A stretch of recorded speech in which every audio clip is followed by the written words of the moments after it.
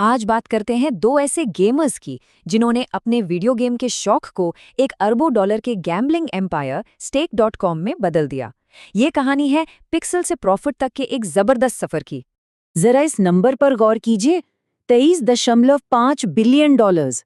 जी हाँ, ये कोई टाइपिंग की गलती नहीं है।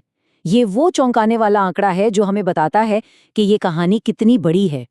और कमाल की बात यह है कि ये वैल्यूएशन एक ऐसी वेबसाइट का है जिसे सिर्फ 2 टीनेज गेमर्स ने शुरू किया था।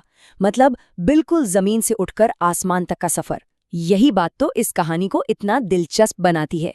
तो सवाल ये उठता है कि आखिर ये हुआ कैसे? कैसे 2 गेमर्स ने एक कानूनी दांवपेच और इंटरनेट के हाइप का इस्तेमाल करके इतना बड़ा ग्लोबल गैम्बलिंग एम्पायर खड़ा कर दिया? चलिए इसी गुत्थी को सुलझाते हैं। तो इसके लिए हमें थोड़ा पीछे जाना होगा और देखना होगा कि ये सब शुरू कहाँ से हुआ। ये पिक्सल से प्रॉफिट तक का सफर वाकई कमाल का है।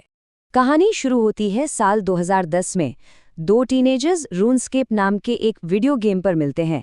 कौन जानता था कि ये मुलाकात इतिहास बनाने वाली है। 2013 आते आते उन्होंने अपना पहला crypto game prime dice launch कर दिया।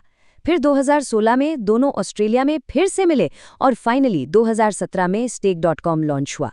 प्राइम डाइस ये उनका पहला बड़ा दाव था तो ये एक सिंपल सा क्रिप्टो गेम, लेकिन इसने पहले ही दिन $1 मिलियन से ज्यादा के बेट्स खींच लिए।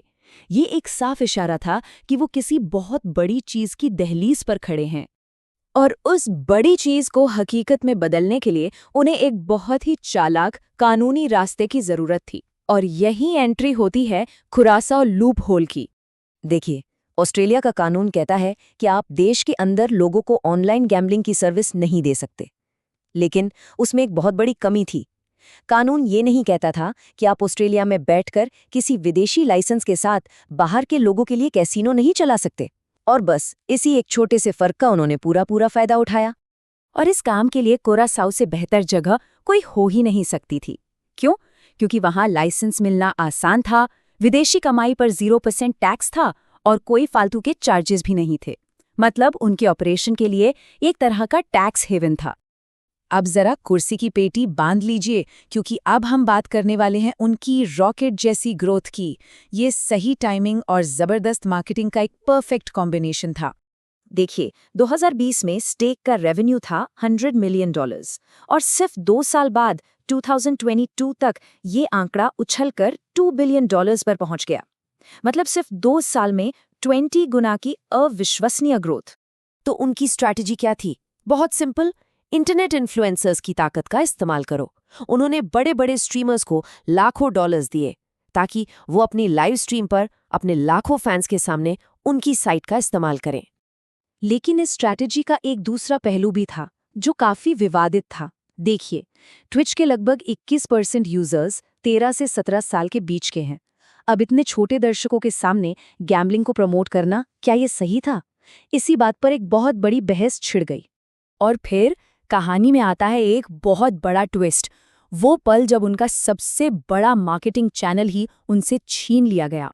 सितंबर 2022, ट्विच ने एक बहुत बड़ा फैसला लिया। उन्होंने प्रेडेटरी बिहेवियर यानी शिकारी बर्ताव का हवाला देते हुए Stake.com की स्ट्रीमिंग पर बैन लगा दिया। ये उनके लिए एक बहुत बड़ा झटका था। अब सोचिए, जिस चीज पर आपका पूरा बिजनेस टिका हो, अगर वो रातों रात गायब हो जाए तो कोई कंपनी कैसे सर्वाइव करेगी? Stake.com के लिए ये करो या मरो वाली स्थिति थी।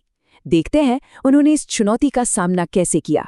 इस बैन ने उन्हें मजबूर कर दिया एक नई स्ट्रैटेजी बनाने पर, एक ऐसी स्ट्रैटेजी जो ज्यादा मेनस्ट्रीम थी। उनका प्लान 4 हिस्सों में बटा था। पहला, अपने पास मौजूद बेशुमार कैश का इस्तेमाल करना। दूसरा, बड़े बड़े ग्लोबल ब्रांड्स के साथ स्पॉन्सरशिप डील्स करना। तीसरा, मीम अकाउंट्स को पैसे देकर वायरल कंटेंट पर अपना नाम छपवाना। और चौथा, खुद ही एक मीम बन जाना और वायरल मार्केटिंग का बादशाह बनना। और उन्होंने ठीक यही किया। वो स्ट्रीम्स से निकलकर सीधे स्टेडियम्स में पहुंच गए। UFC और मेजर लीग क्रिकेट जैसी बड़ी स्पोर्ट्स लीग्स से लेकर सर्जियो अगुएरो और इज़राइल अदेसानिया जैसे टॉप एथलीट्स तक उन्होंने हर जगह अपना नाम पहुंचा दिया। और नतीजा, 2024 में $4.7 बिलियन का रेवेन्यू। ये इस बात का पक्का सबूत था कि उनकी नई स्ट्रैटेजी जबरदस्त तरीके से कामयाब हुई थी।